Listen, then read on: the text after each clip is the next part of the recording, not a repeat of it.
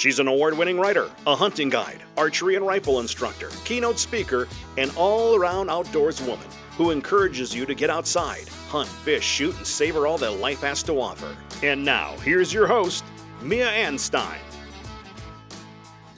Well, hey, hi, hello. I'm so happy to be visiting with you again. Welcome to the Mac Outdoors podcast. If you have been here before, then I thank you for returning. And if you're a first timer, I hope you enjoy the show. And if you do, please feel free to share it with your friends, family, or whoever you think could use a little bit of what we have in store. Today, I have a friend, Coni Brooks, who is of Barnes Bullets, and we're going to learn a lot more about that in the episode. We're also going to be talking about the A Girl and a Gun Club chapter that she has. So if you know a woman who is interested in shooting or outdoor lifestyle, then you may be interested in hearing about that portion of the episode. Coni also used to sit on the Utah Game Commission, and so you'll learn a little bit about the commission as well and how wildlife is managed. So I hope you enjoy the show. If you would like to find any important links, I will have them over at miaandstein.com. You will also find our book club over there, as well as the private podcast community where I have some uncut episodes, and I will have future content over there as well. While you're at it, you can sign up for my newsletter, or if you're interested in getting in touch with me, you can reach out. My email address is contact@miaandstein.com, or you can find me on most social media outlets under Mia and Stein. The podcast you can find on Instagram as Mac Outdoors, as well as Facebook as Mac Outdoors. I hope you enjoy this episode. This winter, stay warm from head to toe with WSI Sports' heater gear layers. Use Leah's affiliate code, LLCO10, at WSISports.com and get 10% off your order. All products are proudly made in the USA. WSI Sports is bringing back pride in American-made clothing. That code, once again, LLCO10 for 10% off at WSISports.com. Well, hey, hi, hello there. I'm so happy to be visiting with everyone again. Today I have another extra special guest. I have Coni Brooks with me, and I'm excited to share her story and her family's story with you. And I plan to learn a ton. I've visited with you, Coni, for I don't know, I guess I met you about 8 years ago on a Remington event, but it was at the Barnes facility. And so I'm hoping that you could just introduce yourself to my audience to kind of catch them up to speed as to who you are and what you do. Certainly. And thanks for having me. You know, I love sharing our story of how we built our business. And I really hope that it can impact people in some way or another. My husband and I have been married for 53 years, and that's a long time to put up with each other. A lot of people say, I don't know how you did it, both working together day after day, week after week. But we figured that we were different types of people, and we always had each other's backs. And our weak and strong points were very different. So what one lacked, the other one had. So in that regard, we complemented each other's strengths and weaknesses. So we're the former owners of Barnes Bullets, and I'm sharing our story of how two young entrepreneurs in their mid-20s built a business. And it's a true miracle that we made it work, because we always have said that we were too dumb to know that we couldn't do it. And that's so true. And you always just knew that this was a project that could happen, and so you made it happen, which is an important thing in life. If you see it, you can make it happen. So I think you guys started off right there with a very important learning lesson for many people. Oh yeah, I think so, and I think we had the passion of a never give up attitude. Randy and I, when we take something on, we see it to completion. It may not always work out, but we never give up. And we had the support from our families and, of course, the great Lord above. And that's a good part of our success. There were a lot of bad, scary times, but there were a lot of great and wonderful times too. And I wouldn't have wanted anything to play out any different because it made us the people that we are. Building a business isn't for the weak in spirit or energy or heart. And what I'm going to try to attempt in this podcast is cram 45 years of business life in this short podcast. So you're going to have to with me. and we may have to do this in 2 parts or something also. I mean, because there is a lot to know and all of it's important. So by all means, let us know what you can and take your time, and we'll for sure cover as much as we can. Oh, certainly. You bet. So before we got married, we purchased an old home for $3,500 on a third of an acre. And this house was a true nightmare. It needed some major fixing up, which with the help of family, we got it livable. We thought that it was a good idea to buy something like that because we really didn't want to rent, because rent money just is here and gone. And so we wanted to put our money into something that we could have something to show for what we were paying. So this little house had 480 square feet. So basically figure a 25 foot by 25 foot box with 1 bedroom upstairs and a basement. So if you can picture how big that is, it's not really very big. And when we first got married, we didn't have much money. We both got laid off from our jobs, unfortunately, just before our wedding. Oddly enough, we were engaged for 14 months trying to get a bit of savings under our belt, so that, definitely that savings helped out to cover for this layoff that we had to go through. And we had our first daughter a year and a half later in June of 1971.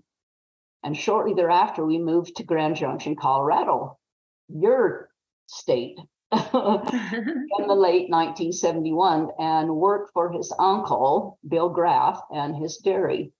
And during that time, Randy milked 120 head of cows twice a day and processed and bottled the milk and ran a drive-up dairy. So when you're doing that kind of stuff, you don't have a lot of time to do much of anything else other than milk the cows, because it was a twice a day thing. And the cows weren't going to take a vacation, and neither were you. Right. So Graff Dairy was very well known in Grand Junction, and actually still is. It was kind of a good thing for us to do this because it gave us a little bit of a taste of running a small business. And to assist our wages while he was in the dairy, Randy loaded ammunition for people in town and did a little bit of gun trading. And during this time, Randy met Roger's wife, who was a gunsmith there in Grand Junction, and Rogers befriended Randy and they became very close. Rogers told us about a bullet company that was for sale in Montrose, Colorado, which was then called Colorado Custom Bullets, formerly Barnes Bullets, after the original owner, Fred Barnes.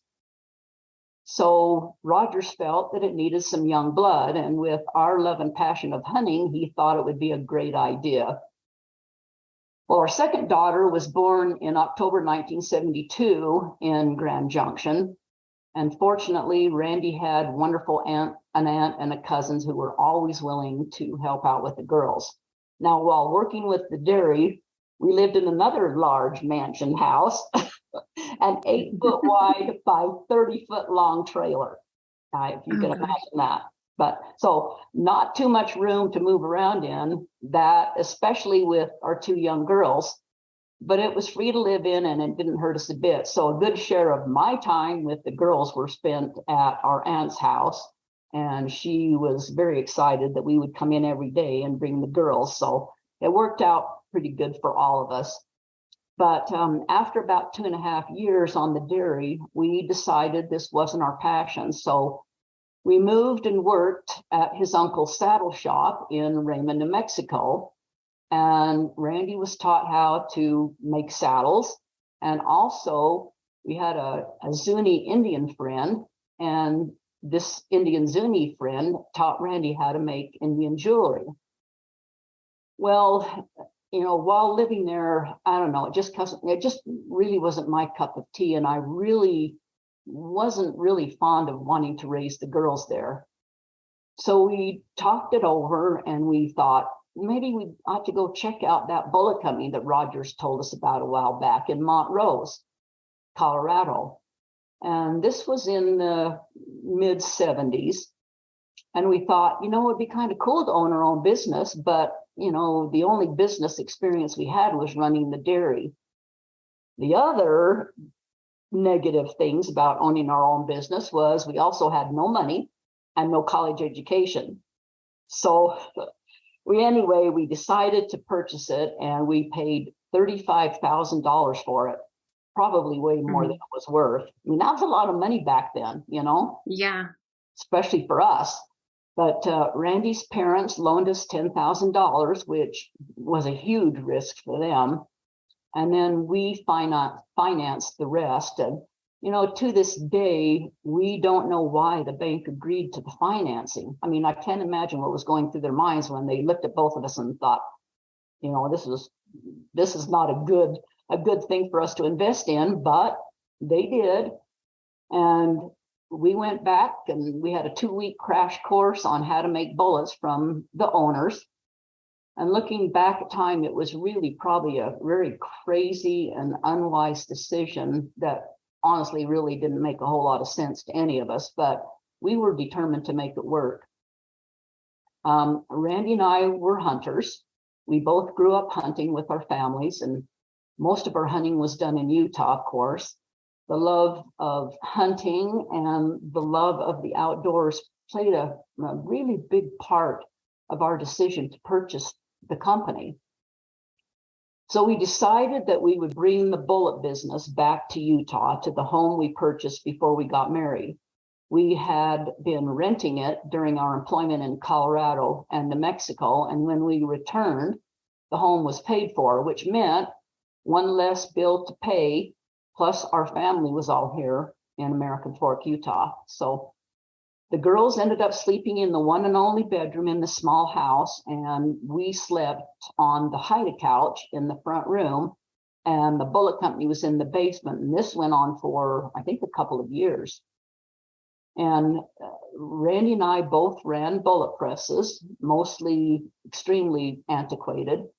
He also would do machine work, which was self-taught. He'd never been to any kind of school to learn machine work.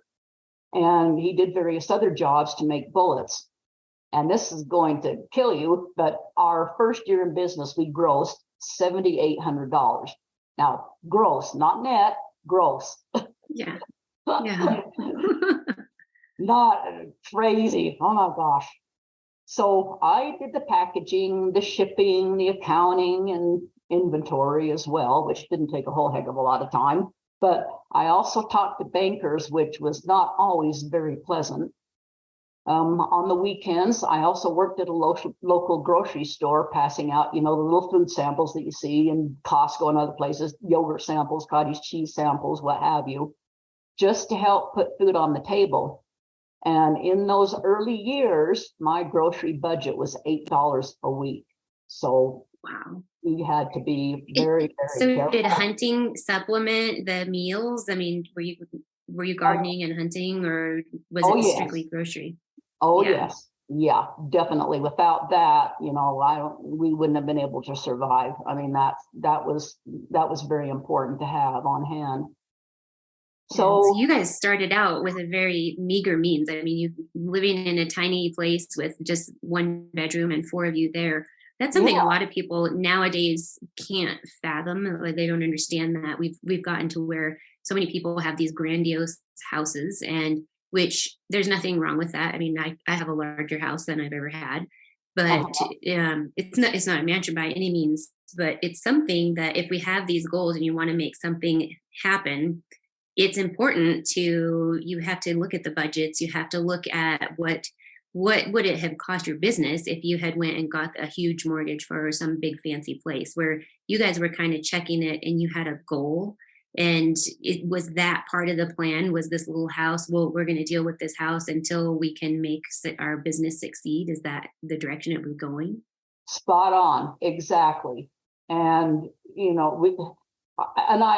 agree. Most people feel like if they own a business that they have to take care of themselves first and make them look successful. And there is a little bit of truth in that.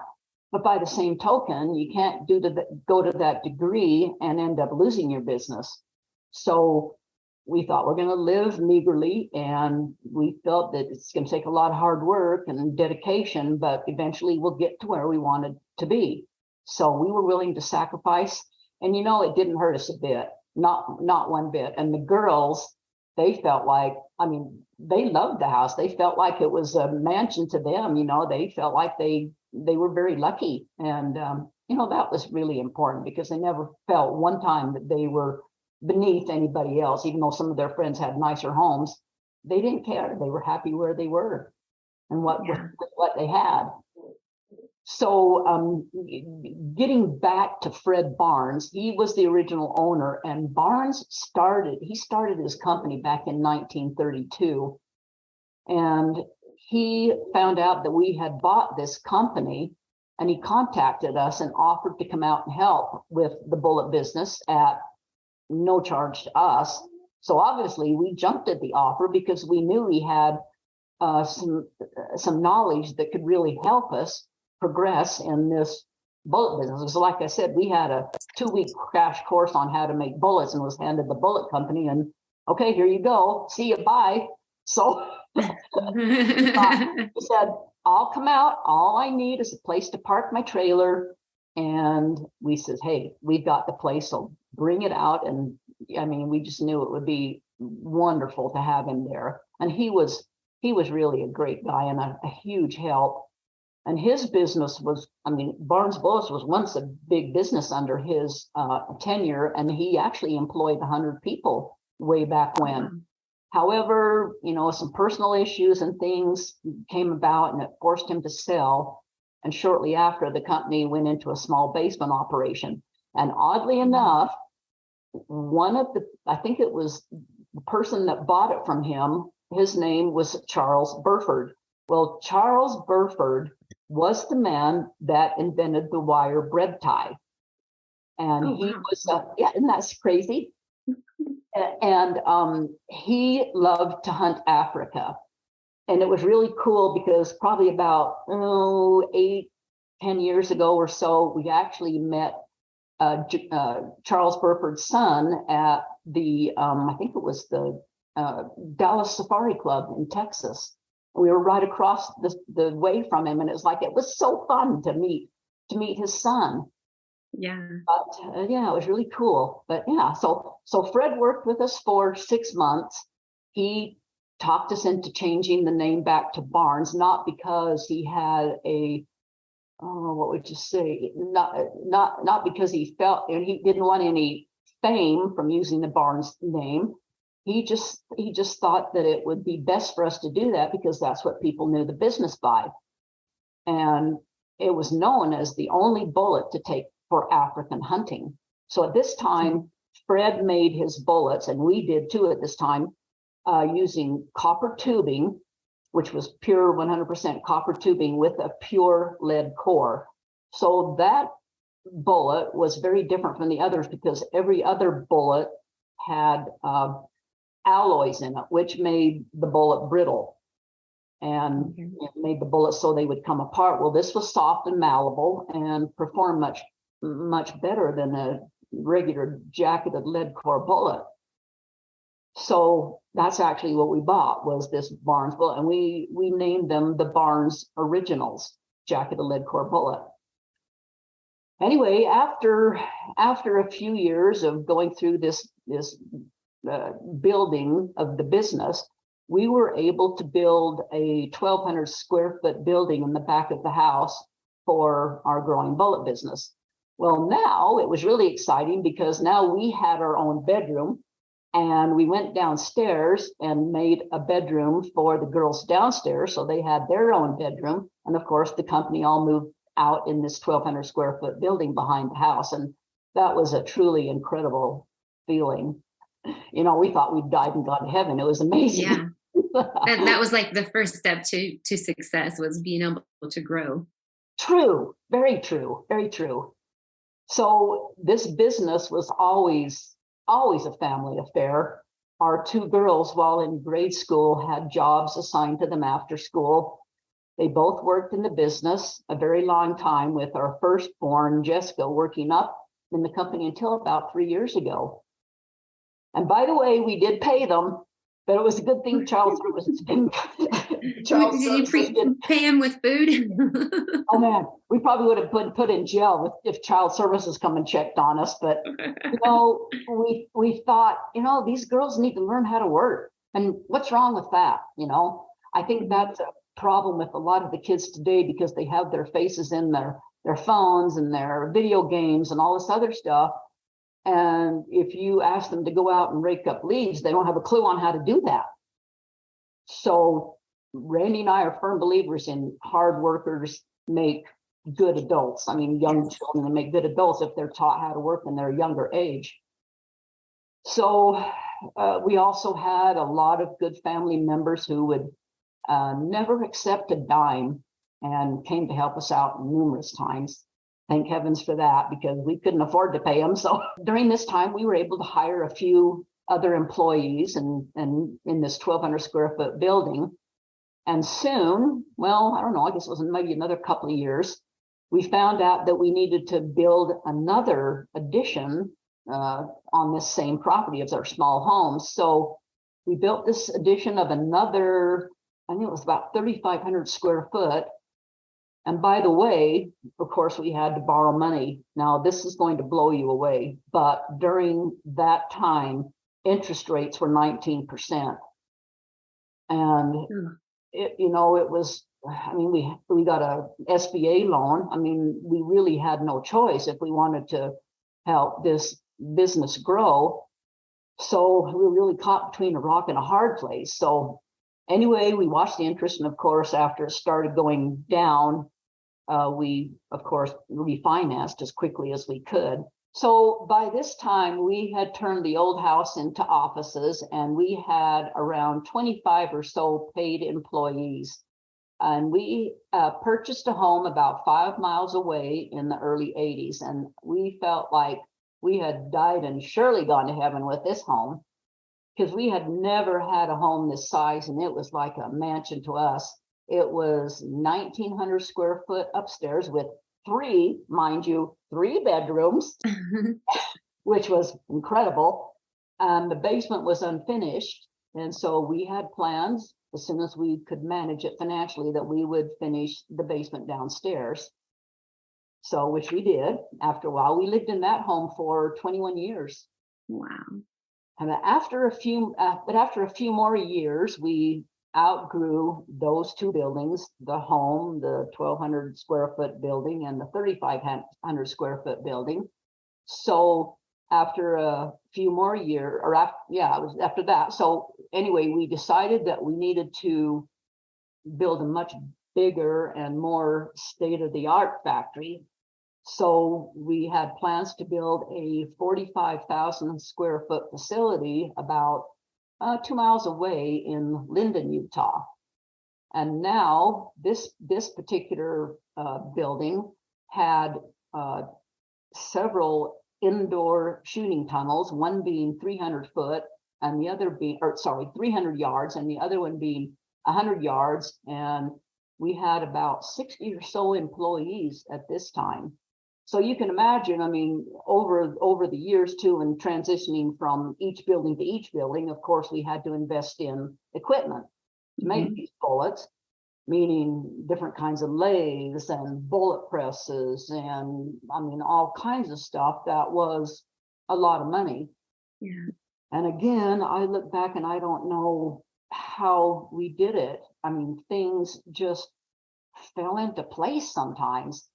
And I know without a doubt, we both know without a doubt, that we had a lot of support from the good Lord above, again, because there's no reason for us to, well, other than our dedication and hard work, I can't overlook that, but there was no reason that we should be succeeding like we were, it just Yeah. makes sense. So So when you were on this path, was there a lot of research and development that was going on? How did you guys decide which equipment you would be using? And when you're expanding and making a larger facility, how did mhm. you know which polishers and which presses and stuff like that? For the love of the outdoors, open spaces, and mountains, shop www.mia.limited/1. The Mac Outdoors Mountains Are Calling series of apparel is perfect for you or your loved ones. Support the channel and shop now. www.mia.limited/1. Well, that was kind of on Randy's shoulders. And, I have to go back to the people in the industry. I don't know if they took pity on us or if they just liked us, but we had a ton of help from industry people, a lot of people that he could call and ask questions to, and everyone was always very supportive. So I have to say a lot of it was from the support of industry people just wanting to help us and wanting us to succeed. Mm-hmm. So And that was partly because the two of you are just amazing people. I mean, you guys are incredible, but also because you guys were building a quality product. I mean, you guys were building one of the best products out there. And I know for that, you guys had your personal research that some people might have thought was vacations, but I know you guys did a lot of research on those bullets to make sure they were the best ones. Yeah, you are so right. A lot of people, like going to trade shows, one trade show after another, and some people thought, "Wow, you're out there having such a good time going to trade shows and seeing the different places that the trade shows are at." Well, to be honest, and this, you go to a trade show, you're there all day long. You go get dinner and you say, "I've had enough. I'm going to go back to the hotel and I'm going to go to sleep, get ready for the next day." Well, so the next day happens, and the next day, and then it's time to tear the booth down and get it in. At that time, we did a lot of, with the booth, we would tear it down ourselves and set it up ourselves, put it in the trailer, drive to the next show. And, it was hard. And no, we hardly ever visited the town that we were in. We just had, we were too tired and it wasn't of interest to us. So, work, no play.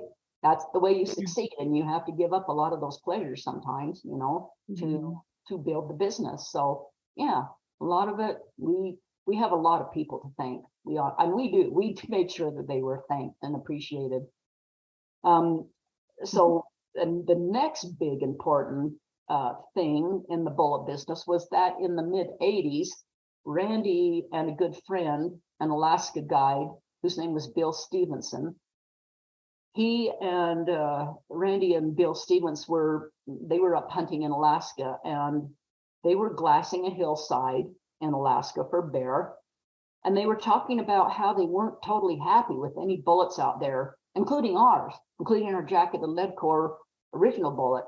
Because the problems, again, with current bullet designs were that there was, the jacket lead core separation issues, jackets fragmenting on certain shots, along with bad penetration, especially when the bullets hit heavy bone. And Randy, they were chatting back and forth, and Randy said to Bill, "What would you think about taking the lead out and making an all copper bullet that would expand, that would take care of problems with all jacketed lead core bullet problems?" And it kind of didn't really make much sense to either one of them, but Randy had his cogs turning in his brain, and Randy was always thinking outside the box. Now, mind you, nothing like this had ever been done before. Nothing like that. And so after he thought about it, after he came back from Alaska, he took a piece of solid copper rod and made it to the dimension that it needed to be. And I think he was working on like a 375 version, because that's what he liked to take for brown bear, was 375. So he thought, okay, let's think about this. So he made a hollow cavity inside this solid piece of copper rod. And of course, that had to be thought through quite a lot because the hollow cavity couldn't go too far and it couldn't go too short. So, of course, this took a lot of experimenting. And then he thought, okay, how am I going to make that cavity open up? And so he thought, I'll score the cavity in 4 places, scored it. And then when the bullet hopefully hit an animal's skin, hide, the scoring marks would make the bullet open up in an X shape or a 4-leaf clover-like shape.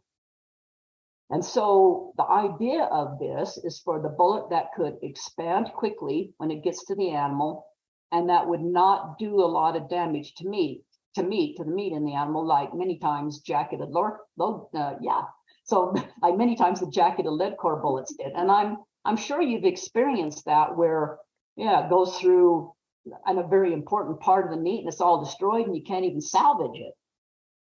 So he made this prototype on a metal lathe and he took it back to Alaska the next hunting season and tested it on a brown bear. And I think this was like a 10-foot brown bear. It was amazing big. So he shot the brown bear and he was just right behind the shoulders. I could be wrong, but anyway, an important part where it would take out the vitals. And it worked remarkably well. And the bear dropped promptly after the shot. And he and Bill knew that they were on to something very spectacular because brown bears sometimes just don't drop like that. And so after that, we thought, okay, well, it works great on brown bear and large animals, but what about some whitetail? So he and I both went to Texas and tested them on whitetail. And again, success. The animals would drop like a ton of bricks. So we thought, man, what's going on? What makes these animals drop like a lead balloon? So we had some people do some autopsies on the whitetail. And what they determined was that when the bullet hit the animal and started expanding, it caused like a hydraulic effect on the internal organs. So it would like pulverize the lung or the liver or the heart. And the internal organs they would have stress marks on them. I mean, it's like if they didn't blow up, they came to the point to where they almost blew up, and we could see these stress marks on the vital organs. So anyway, after doing these tests and looking at the bullet, looking like an X shape, we decided that we needed to call the bullet the X bullet. That's where the name came from. So, after a few years, it was refined, of course, and later called the TSX or the tip TSX version. And we've also did all types of copper versions and different types of bullets, like muzzleloader bullets, as well as pistol bullets. And I want to insert something here that I went on a bighorn sheep hunt up in Canada, and I shot a sheep. And after I shot the sheep, my guide says, "Oh, good, we're going to have liver for dinner." And I'm like, "No, Ferlin." He was my guide, Ferlin. And I said, "No, Ferlin, I do not eat liver. I mean, I just don't. Sorry, not going to do it." Well, anyway, we opened the sheep. Well, the liver, as I was saying, sometimes the vital organs just get pulverized. His liver was mush. But again, no meat damage, no nothing. And again, that sheep, which was, 300 yard shot, 250. I don't like to take long shots. So anyway, but that it was just incredible. No meat damage, and the sheep dropped immediately, started rolling down the mountain. By the way, he was on the top of the very highest mountain. He couldn't have got any higher. Yeah. but anyway, so I didn't have to eat liver. Yay! A bonus. He was very disappointed, of course. Anyway, so this out-of-the-box bullet innovation, it took a long time to catch on because the last bullet innovation was in the 1950s. and that was the nozzle partition. Mhm. At that particular time, product changes during that period didn't happen fast like they do now. And it was so totally different. It was such a totally different world back then. And people were happy with what they had, and they weren't willing, like they are now, to accept changes, especially like this, because it was very, very hard to feature this bullet with no lead core working. So, you know, we ourselves did a lot of testing in all types of game in numerous places around the world, because we wanted this innovative product to be the best it could be, and we wanted to back it up with experience of our own. And so we found time after time, it never failed. And sometimes you could take bad shots and it would still get the animal down. But we went to Zimbabwe. This was my first trip to Zimbabwe, Africa. And we were there for almost a month. And so during that time, I took 62 head of game of various species and sizes in Zimbabwe. And this was in the early development years, with 61 one-shot kills. Now, I got to say, I'm not the best shot. I'm not bragging on my shooting skills, because they suck sometimes. But again, I say, sometimes you don't always have to hit the animal in that perfect spot, and it still causes problems with those internal organs. So after a while, a lot of the professional hunter guides and outfitters saw how well the bullet worked and started recommending their hunters to only bring ammunition loaded with the Barnes X bullet. So, you know, I mean, again, we didn't have a ton of money to put into marketing and flood the market with this incredible idea, because marketing And that's what I was going to ask you about, was the marketing of the bullet. And so the outfitters or PHs are helping you, but what other things were you guys doing to help promote this? Well, basically trying to get as many hunters as we could to spread the word about how well the bullet worked. One idea that I had was, you know, we needed to do, somehow we needed to get this education out to them, because we couldn't put tens of thousands, if not hundreds of thousands of dollars into putting our ads in magazines, you know, shooting magazines. So I came up with the idea of doing a DVD, and this DVD would actually show, it would actually show how the bullet worked. We would show how it worked on animals. We would explain how the bullet worked. We would show with the ability we had at the time for computer technology, trying to explain to them why this bullet worked, how it worked. And at first I thought, okay, let's get this DVD out to the dealers and let them play it in their stores, which was a good idea in theory. But the problem was they would put it on their televisions or, you know, computer screens, but it was a 20-minute video. So who's going to stand there in the store and watch a 20-minute video? Not very many people. So we said, okay, we've got to get this DVD in the hands of our hunters, our shooters. So we put on our website, order a DVD free. We'll send it to you free.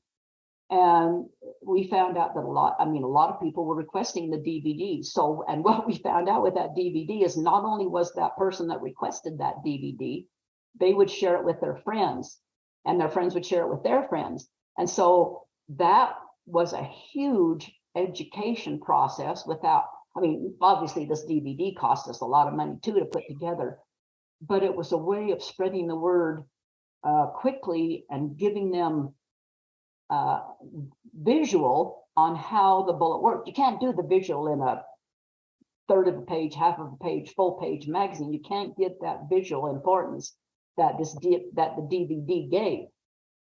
So, I mean, it turned out to be incredible. And, you know, we saw our business growing and growing. You know, it was unfortunate at the time. I mean, it's not like today where you can put your product out there on social media without costing anything. And it gets out there not only quickly, but not much capital input. So with that, I mean, like I said, soon it caught on with hunters, and it did a heck of a lot of marketing for us. And, pretty soon sales started to skyrocket.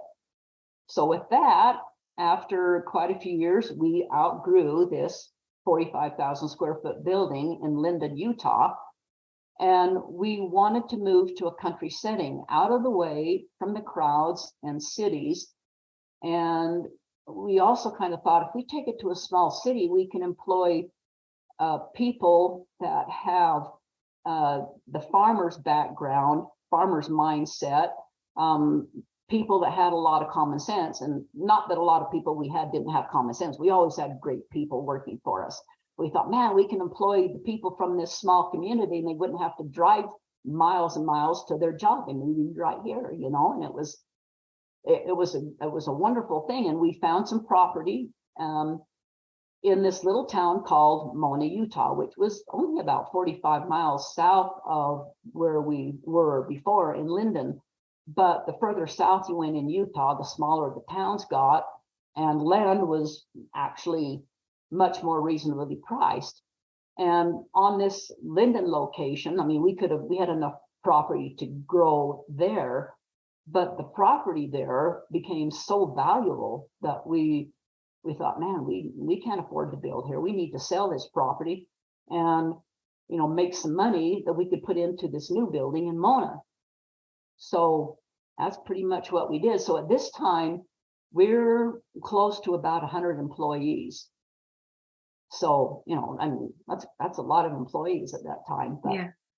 So also I want to back up too. So during our business years, Randy and I spent a lot of time with conservation groups in Utah, which actually also helped grow our business. I was on the Wildlife Board of Utah for 8 years, and there were 7 people on the board from various walks of life. And the board's job was to make sound decisions on wildlife and aquatics in the state of Utah. So during this, I learned something very fascinating.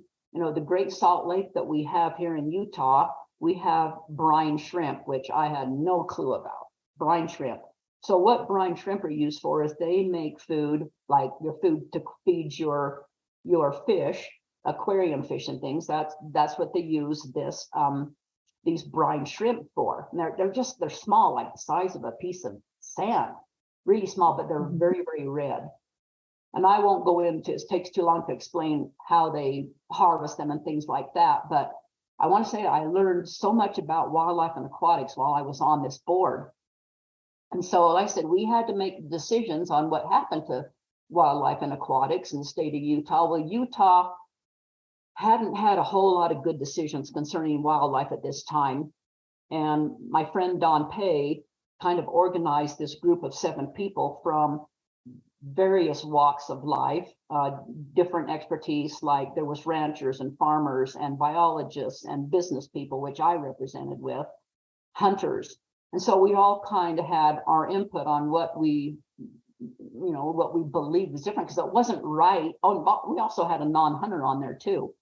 So with all this different people with different insights, it really helped to really make good sound decisions on wildlife. So when we came on, I know you know this, but some of your listeners, we had an average score of a bull elk was 310. I mean, that was probably about the biggest that you were going to get, 310, which is a respectable bull, but it's not a so-called trophy bull.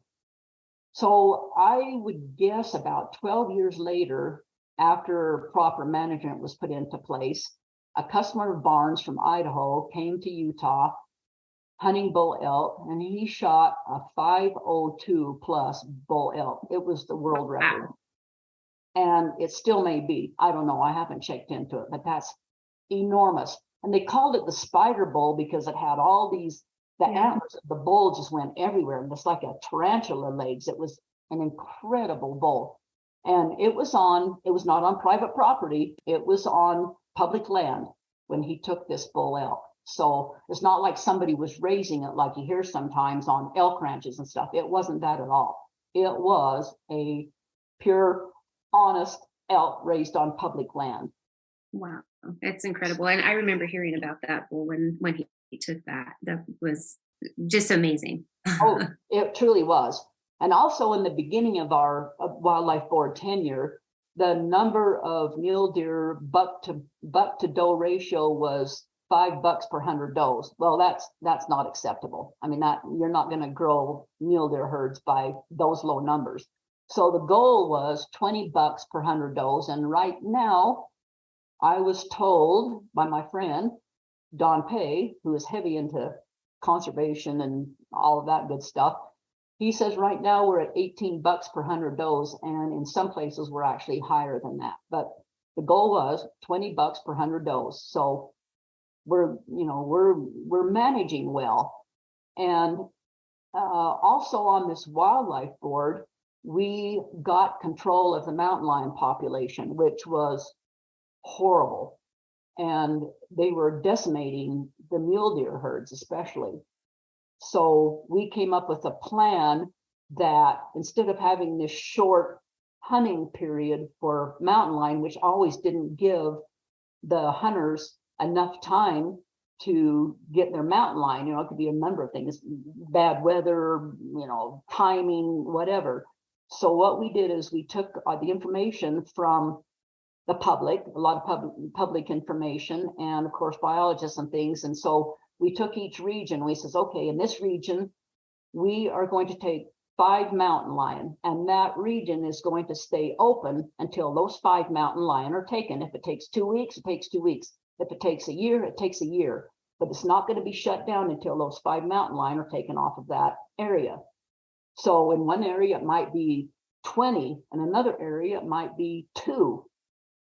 But and were you seeing a correlation in that low number of bucks in correlation to like a high number of mountain lions?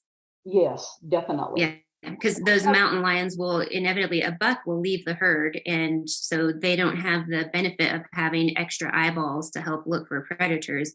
And the mountain lions, oftentimes, they will kill bucks, and so that's generally what you'll see is that the buck numbers will be low in an area where there's a ton of mountain lions. Yeah, very, very true. And, and I got to say, I mean, it's not only the mountain lion are killing, of course, you've got weather to factor in, and, there's a lot of different things, but they did play an important role in, making it tough for these deer herds to grow. So anyway, I want to say too, of course, with this board, and our numbers were 750 mountain lions to be taken in a year.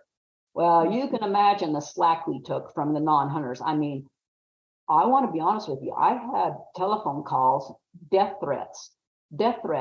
People would call me and say, you need to die. Why would you do that to our beautiful mountain lion population? Why?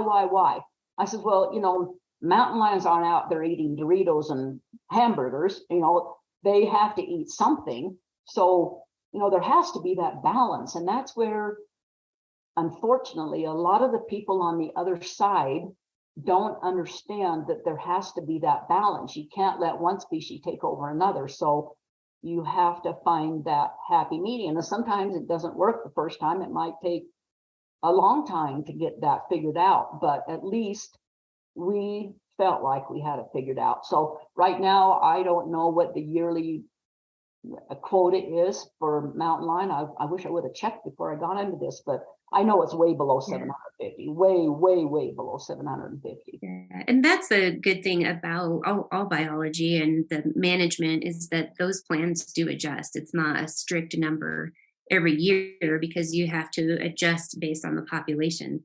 And that's how over time, conservation has normalized and regulated populations of not just mountain lions or deer, but all wildlife. And, some we don't hunt because there's not enough numbers. And then some have to be hunted a little bit more because they're overtaking the others. So it's something that definitely deserves a lot more research. And I do have past episodes about conservation and stuff like that. So for my listeners, they can go look at that.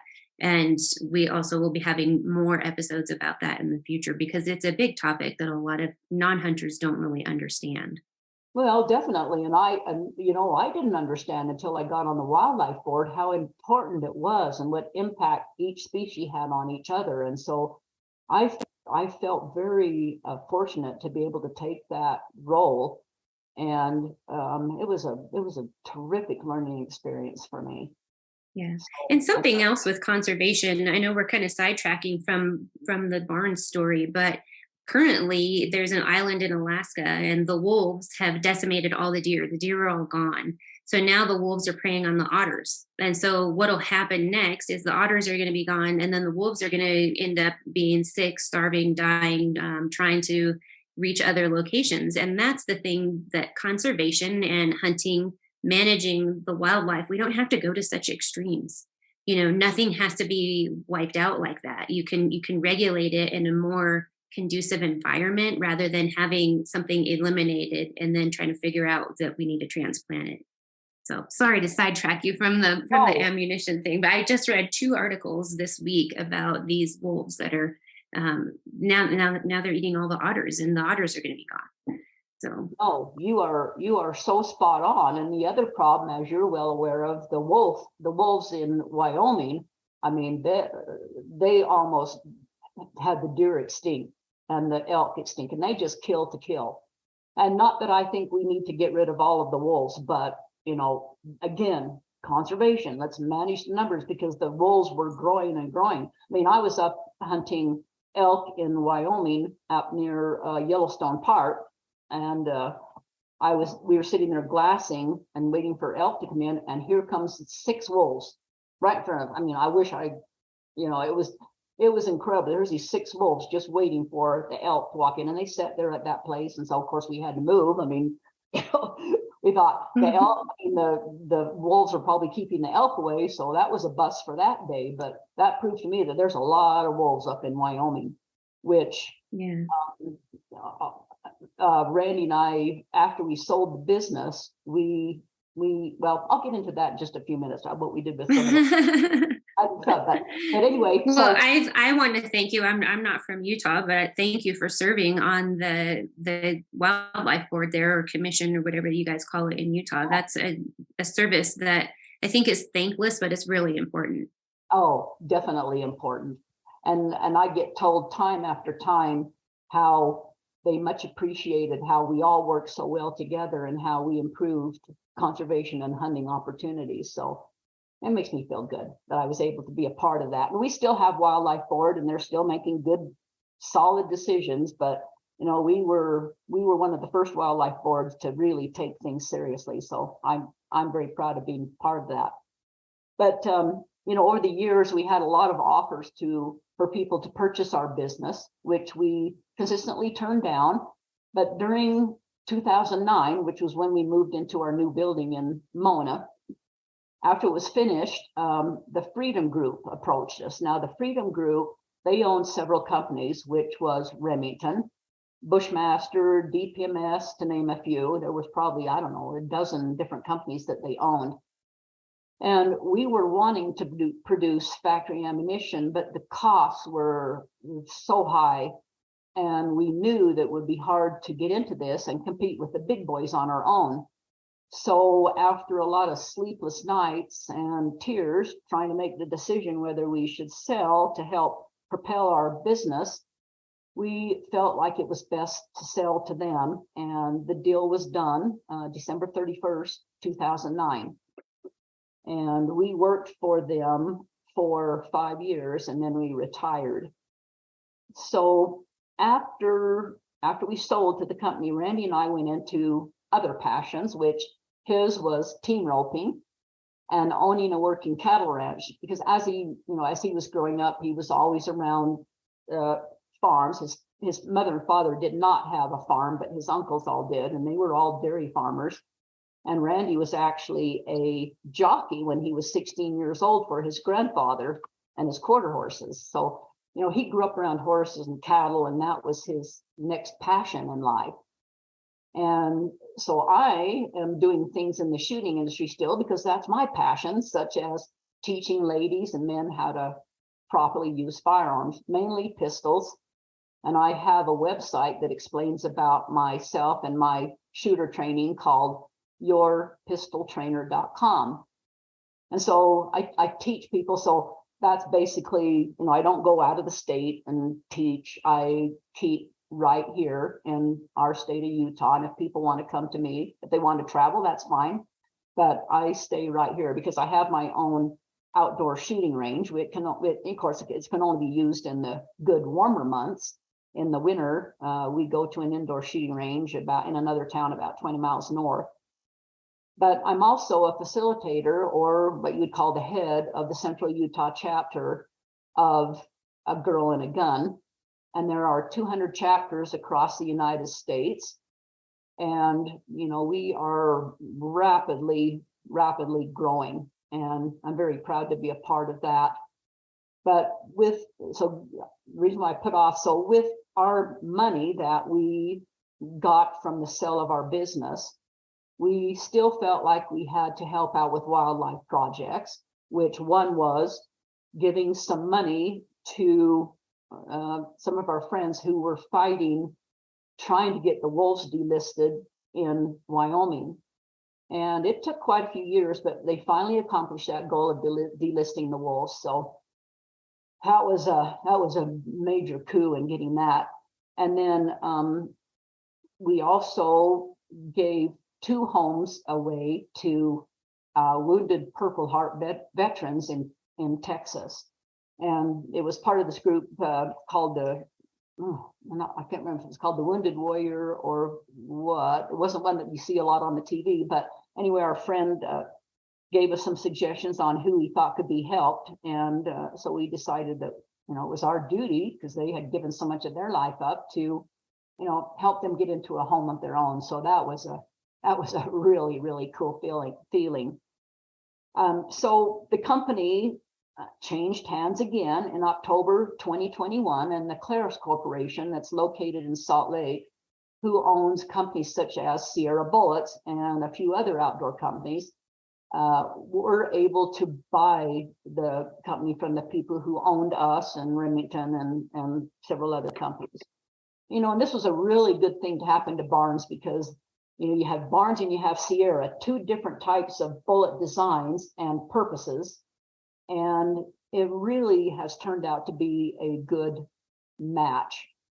And of course, Barnes is still growing, as they always have. So we're really truly proud of the company that we built, along with our family, of course, and so many incredible employees and supportive people in the shooting industry. We have so many people to thank for our success, and we'll never forget them. That's why it's hard for me to leave the industry, because they're my family. The industry is my family, our family. And, it just takes a team of good, hardworking people to make a success out of anything. And we were definitely blessed with that. So anyway, that's my story. Definitely. You guys built something that, you can call it an empire, but I think it's excellent that it's still going, and especially after, the economics of the whole thing and seeing stuff get bought and sold. It's something that, because I care for you guys, that even though you've sold, we still care about the business because you built it, and so it's like we always are paying attention, and we're like, oh, what are they going to do now? And so it's nice to see that it's in good hands and it's doing well right now. Are they going to keep it in the area there, as far as you know? Oh, definitely, because it's not a company that can be moved easily. The employees that we have that run our bullet presses, it takes them 6 months to understand the bullet presses. There's things you need to listen for. There's things you have to know and look for. And so it's not something that can be moved easily. That's why the Freedom Group never moved our company, because they knew they couldn't do it, because a lot of our employees, they're good old, farm folks that don't want to move. They don't want to leave this area. It would have been a disaster. Barnes would have went in the toilet had they moved it, plain and simple. So this company now, their corporate offices are in Salt Lake, and they definitely don't want to move it. When the Freedom Group owned us, which changed their name, they changed their name several times, but essentially it was the Freedom Group. they were leasing our building. They didn't want to buy it. They were leasing it. So for 10 years or so, they were leasing it. But Claris Corporation wanted to buy it. And then we let them purchase it. And then we sold them some extra land because they wanted to expand the building. I mean, they're playing flat out, way out of space right now. But they're kind of sitting and waiting for prices to go down, for the materials and labor and everything to go down to add on. But yes, they are wanting to grow it big time. And they are more and more getting into doing factory ammunition. So that's a really good plus. So when I went there, I think it was in 2016 when I went, the building, they were doing Barnes bullets and they were doing Remington. Are they manufacturing any other bullets there that you know of? Yes, they're helping out Sierra with some of their products. So that's another reason why they've outgrown that building. And they just in order to accomplish what they want to accomplish, they just need to add more space. So I don't know, that might help. It might happen in the spring. I don't know. We'll see. I haven't heard. Yeah, it'll be interesting to see, especially as you said, the price of materials is just outrageous right now. So who knows if stuff's going to go down. Obviously, as we know, that's going to vary depending on our leadership and our international relations. So we'll see what happens. Do they involve you or Larry in any of the, promoting or any of their meetings or events at all? You call him Larry, but it's Randy. I understand. Sorry. I know. You talk to a zillion people, but no, not really.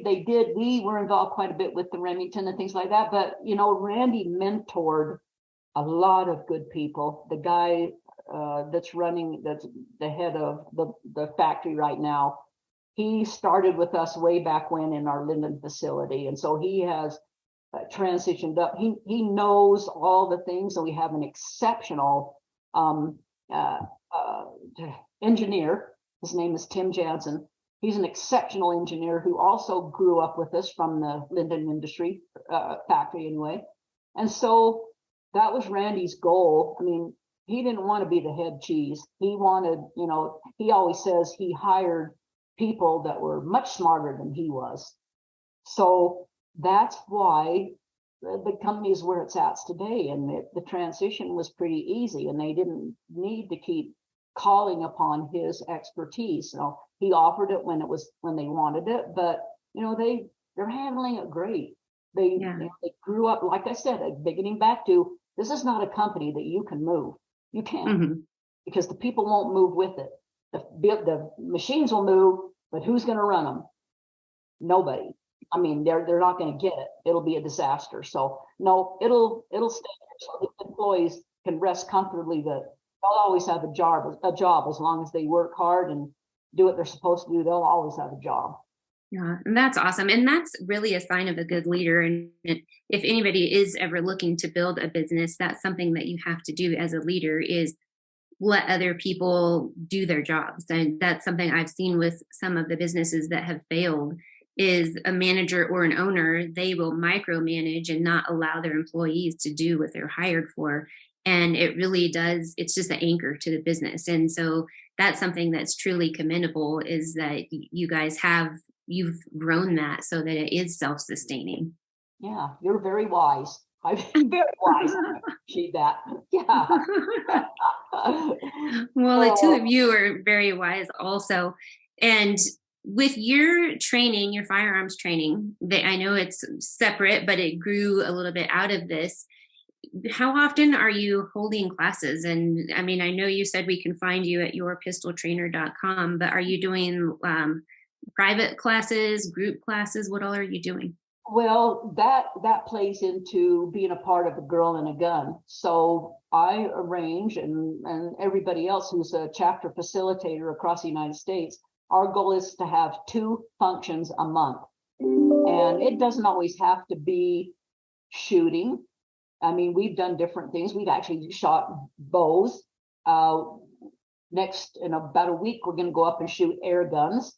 We've done cooking lessons. We've done Stop the Bleed CPR classes.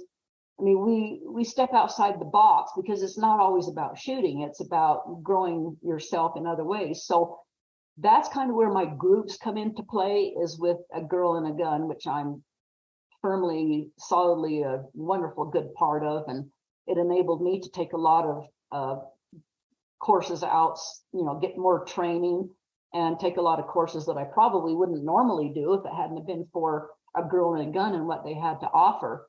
I really didn't get into pistol shooting until after we sold.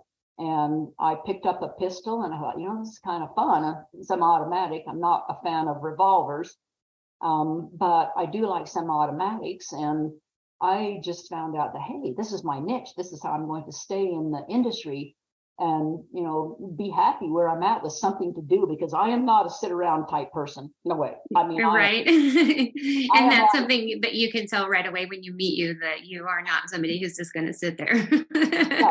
No, it drives Randy crazy sometimes because I just have so many things on my mind. I'm constantly going, but I just have to have a direction. I have to have something to do. And what I do, I'm very passionate about. Randy and I we're both very passionate about the bullet company, sometimes to fault, but I don't do something that I don't firmly believe in. And I always want to help people. I want to help people make themselves better, and if it's their passion, great. If it's not their passion, okay, I'll teach them what they want to know. But yeah, I'm very dedicated in whatever I do. You definitely are doing good things. And I'm sure that the dedication is part of why that all the good things happen to you. And of course, as you said, the good Lord is part of that as well. It also takes somebody who wants to take the initiative to do something. So I really commend you both for what you've done. Before I let you go, I wanted to ask you, over the years, I know you've hunted in a lot of different places, but can you just explain to the listeners a little bit about the importance of a bullet and that ballistic trauma that you guys developed over the years, like why that's so important? Yes, well, yeah, because we feel like, we need a quick, clean kill. It's awful to see an animal run off and wounded, and sometimes it may take hours, sometimes it may take days, sometimes you may never find that wounded animal. And I just can't, it's hard for me to accept that. I mean, you just need a bullet that you can rely on and count on, that's going to get the animal down in hopefully one shot. I mean, like I said, not everybody takes the perfect shot, the kill shot. You may have to take another shot, but that was our whole goal, of making the best bullet out there that would take an animal down with a one good, clean, one shot kill. And that was always our goal. Suffering is not acceptable in our minds. And so that's why it was important to do what we did, a bullet that we could always count on to perform like it was intended to perform. And that's something that if you're getting into hunting, it's actually, I mean, what I was showing you earlier is a Barnes bullet. And I take the ammunition to the range and I'll test it out and see what it does, because some guns like certain bullets and some guns like other bullets as far as accuracy. But in addition to accuracy, you've got to look at that ballistic trauma and what that bullet's going to do once it impacts. So there's a whole science behind it, and you can look for different YouTube videos and all of that. But it is fun to experiment on your own at the range and see what they're going to do out of your firearm. And so have you done any classes like that, Connie, with A Girl and a Gun? I actually have. I've done some way back when I first got involved in A Girl and a Gun. We put on, I think it was 3 years when we have a conference that we go to once a year. And I, myself and my oldest daughter, Jessica, and then 2 years after that, one of my guys that took on questions that people would call, and he was our tech service person. We actually did classes at A Girl and a Gun conference on how to reload, and talk to them about the importance of, if they wanted to reload, great, but the importance of bullet performance. And I've done other seminars and things like that on the importance of bullet performance. I don't go out and do that too much anymore, but I still always promote Barnes bullets, and why you should use the best bullet out there. And some people's complaint is they're really expensive. Well, yeah, they're expensive. They're made. They're not cheap to make them. So I don't want to go out of business selling them for 2 cents a bullet, because that isn't going to work. Right. And you think about, the hunters have to think about, okay, they have this nice vehicle to get in the mountains with. They have all their camping gear. They have their food. They have their beer. They have all this stuff that's probably cost way more than that box of bullets. But yet, that's one of the most important part of the whole game is the end result. Is that going to get the animal down? Is it going to give it a quick, clean kill? Is it? It's like, Right. again, that's why the African hunters liked it so much, because they found out they weren't chasing down wounded game. Right. And so talking about that, I love hunting. I love scouting. I love pursuing the game. I love being out there even when I don't tag something. But the only thing I don't like when I'm hunting is having to track an animal, because that's when like there's a sense of dread and all that doubt of, did I do my job? Did I do a good job? Did the bullet do its job? Did I hit where I wanted to? And then if I don't locate the animal, that's heartbreaking, because you don't know, is it suffering? Where is it? That's the last thing we want. And you already mentioned that. So it is something when people talk about the price of something, it only takes one if you use a good bullet, if you do your job and you practice and you're behind the gun. And so that, to me, that's not a huge expense. And I'll tell you a short story. It was about 3 years ago. My husband was hunting and it was a different bullet, but he shot a bull 5 times and it still wasn't down. And it was kind of a comical event in the end, because I had called this bull in. It was during third rifle season. I called the bull in and I'm walking away, cow calling and, trying to work for him so he can get this bull. And I hear the shot and I'm like, oh, perfect. He was ready and steady and he's a good shot. And I turn around and the bull is about 50 yards further than it was when I had last seen it, further away, but it was still standing there. And I was like, what's going on? And so I'm like, okay, something happened. Hank was rattled, okay. So I call again, Hank shoots again, nothing.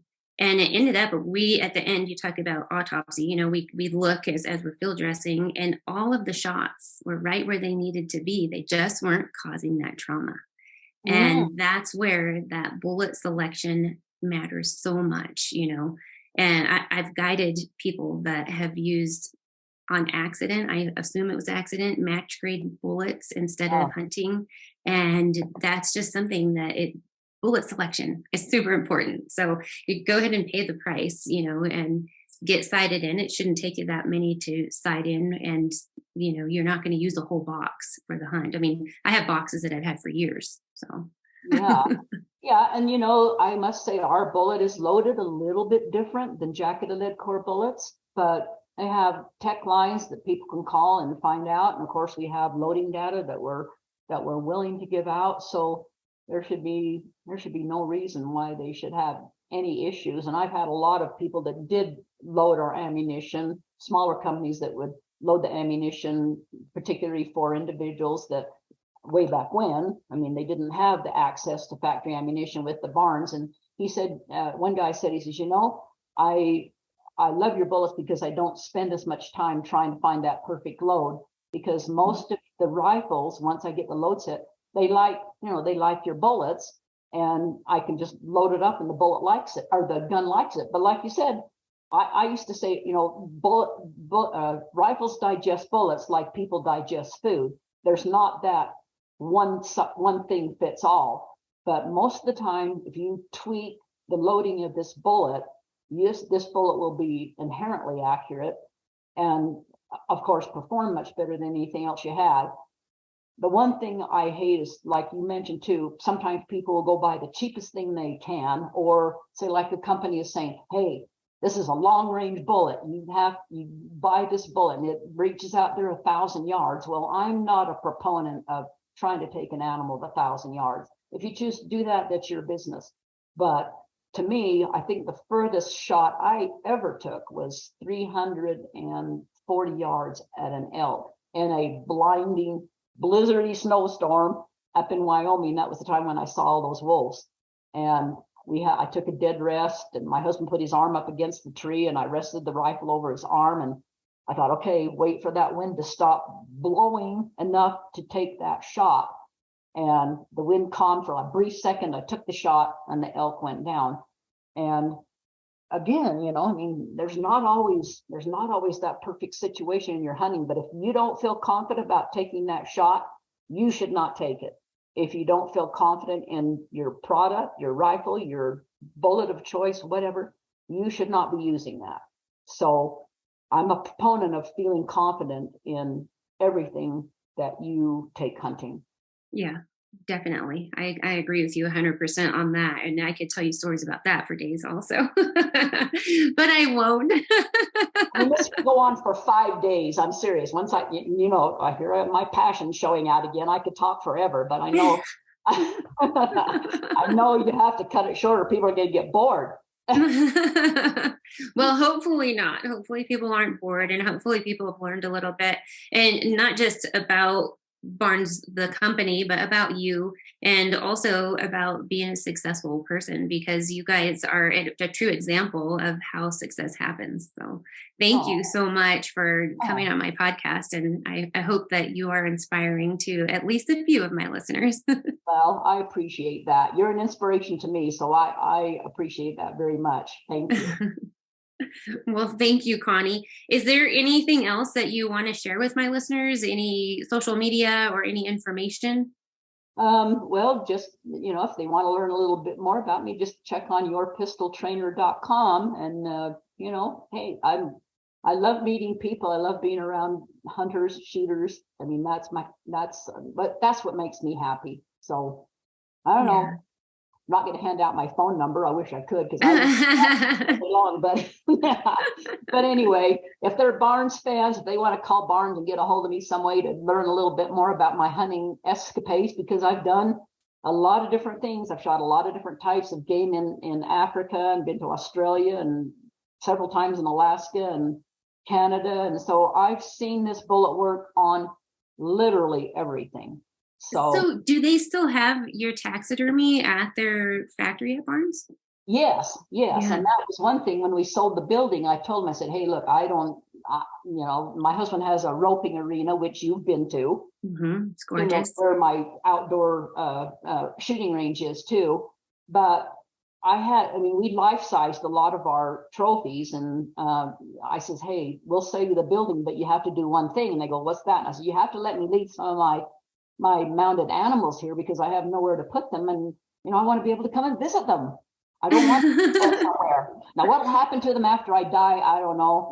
I won't care at that point. But right now, I want to go see my leopard. I want to go see my bear. I want to see Randy's bear, my sheep. Polar bear. Go on and on and on and on. I just want to be able to visit them, which I do. And because I didn't, that animal deserves my respect. And so I'll get tearied up here, but it does deserve my respect. So I appreciate all the opportunities I've had to hunt. And anyway, that's it. That's awesome. Thank you so much. Thanks for being on the podcast. I'm so happy that we got to visit. Oh, thank you so much. I really, really am so grateful. Thank you very much. Well, I'm so happy that you made it this far in the episode. I truly hope you learned a lot in today's show, and what a wonderful woman Coni Brooks is, as well as her family. They're just terrific all around. If you would like to drop me a line, you can email me. The email address is contact@miaandstein.com, or you can find me on most social media outlets. Just look for Mia and Stein, and you can find the Mac Outdoors podcast on Instagram and Facebook. Have a great one, and we'll talk to you next time. Hey, this is Lloyd Bailey, the Armed Lutheran, host of the Armed Lutheran Radio podcast, reminding you that the podcast you're listening to is a proud member of the Self-Defense Radio Network. Check out all the great content at selfdefenseradio.net.